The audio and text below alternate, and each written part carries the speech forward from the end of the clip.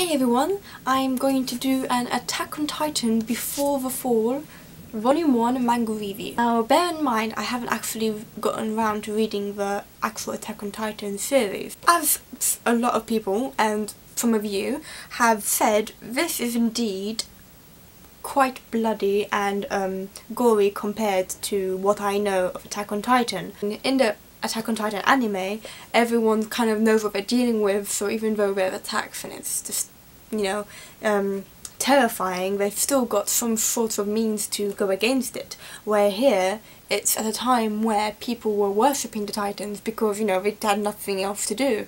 It starts off in colour pages, which I think is very nice. Here's a few of them. And it begins with a head being thrown over the wall of one of the soldiers, and that soldier was the husband to one of the women that we see on the first few pages, who is pregnant. But she becomes literally crazy because of the loss of her husband, and she goes forth and becomes a Titan worshipper, and I think we all know how that ends, because in the first few pages they open the gate. The beginning is just basically no one knows what they're doing, they just want to get the Titans out, they want to be safe. It's very hard for me to continue talking about this because it's very easy to spoil, but I guess talking about the first few pages is not that bad. Anyway, overall this manga is quite a quick read, which slightly disappointed me because obviously it's a manga, they're already quicker to read than books, but this one was really quick to read. I literally finished it in about half an hour, when on an average detailed manga I would at least take 1 hour, 1 hour and a half on a good day.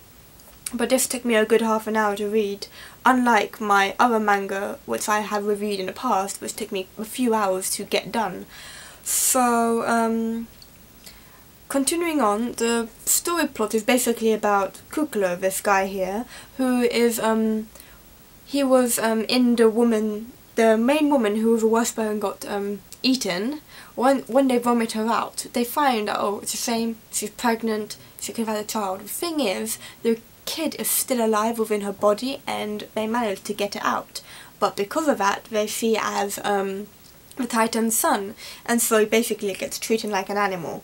And it gives soon in the manga it goes on to 13 years later, and in 13 years later we find he is in a cell, chained up and everything, basically treated like a complete and utter animal, and he gets sold off to this wealthy guy who you know, doesn't care about him. He just wants to use him for his son to gain confidence to one day lead the garrison, which is ridiculous, but hey, you know, we've got evil people in the world.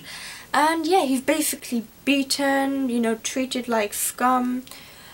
But then one day a mysterious someone, who it actually says in the blurb this bit, so it's not spoiling, but I will not tell you who yet, a certain someone comes over and basically kind of saves him. She warns him what's happening later on in the manga. She helps him to find a way out, she teaches him so he becomes intelligent. Like at the beginning he was like, can't speak, literally, but by the end of the manga, is able to speak normally, and that's within the gap of 2 years, he's planning his escape and everything.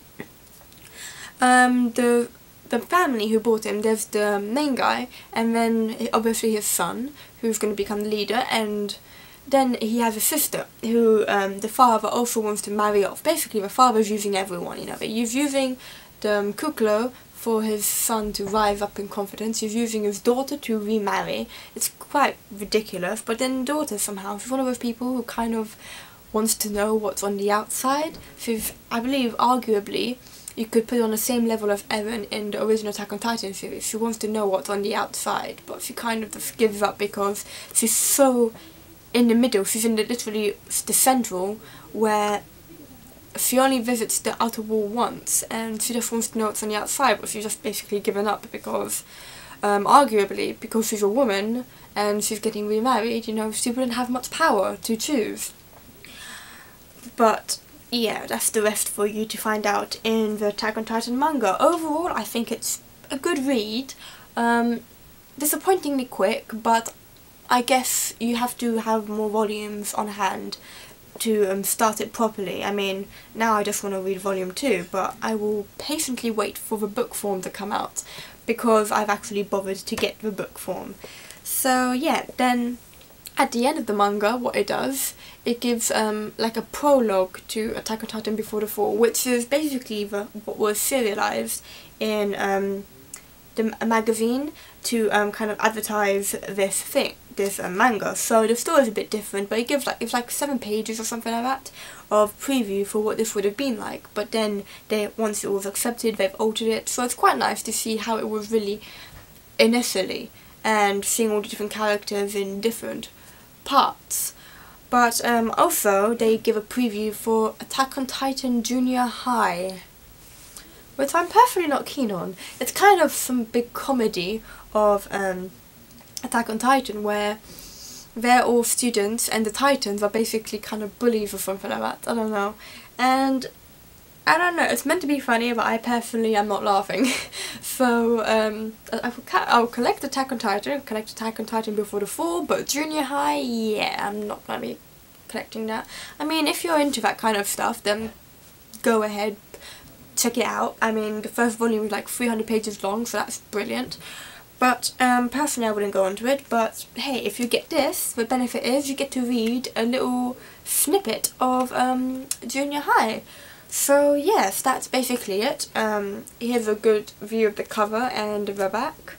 I like this character a lot, and I'm very interested where this is going to go, how long it's going to last, etc, etc. So yes, thank you for listening and have a great month. Bye!